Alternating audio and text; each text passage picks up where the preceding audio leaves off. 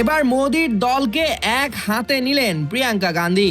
ভারতের পরীক্ষা সংস্কার বিষয়ক উপাচার্যের টাস্ক ফোর্সে বিতর্কিত সদস্য অন্তর্ভুক্তি এবং প্রশ্নপত্র ফাঁস প্রতিরোধে কেন্দ্রের ব্যর্থতা নিয়ে লোকসভায় ক্ষমতাসীন বিজেপির বিরুদ্ধে অভূতপূর্ব চাচা ছোলা আক্রমণ চালিয়েছেন এই কংগ্রেস সংসদ সদস্য।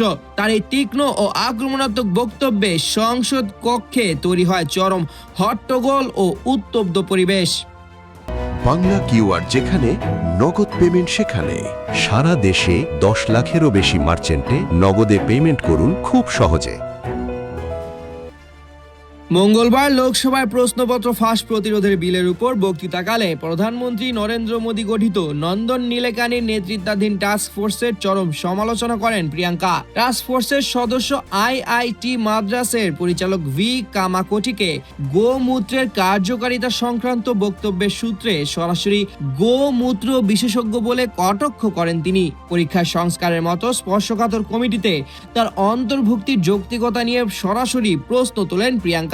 একই সাথে নবনিযুক্ত কেন্দ্রীয় শিক্ষামন্ত্রী প্রহ্লাদ যোশীকে আক্রমণ করে তিনি বলেন, বিলকিস বানো মামলার দণ্ডপ্রাপ্তদের মুক্তির পক্ষে সোচ্চার হওয়া কোনো ব্যক্তিকে শিক্ষা মন্ত্রণালয়ের দায়িত্বে বসানো দেশের নারী সমাজের জন্য এক বিপজ্জনক বার্তা বহন করে।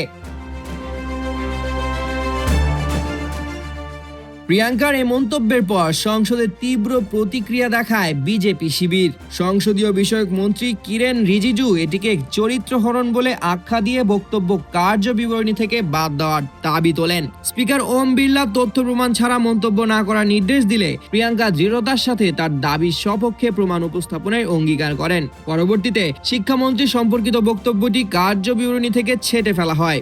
একই সাথে প্রিয়াঙ্কা গান্ধী পরিসংখ্যান তুলে দাবি করেন, গত এক দশকে 152টি প্রশ্নপত্র ফাঁসের ঘটনায় 7.5 কোটি শিক্ষার্থী ক্ষতিগ্রস্ত হলেও 2024 সালের কঠোর আইনের অধীনে এখনো একজন অপরাধীকেও শাস্তি দেওয়া সম্ভব হয়নি। ভারত জুড়ে শিক্ষার্থী আন্দোলনের আবহে লোকসভায় বিরোধী শিবিরের এই ধারাবাহিক ও ধারালো আক্রমণের মুখে মোদী সরকার চরম রাজনৈতিক কোণঠাসা পরিস্থিতিতে পড়েছে বলেই ধারণা বিশ্লেষকদের। সামিউল জয়, 21 টেলিভিশন।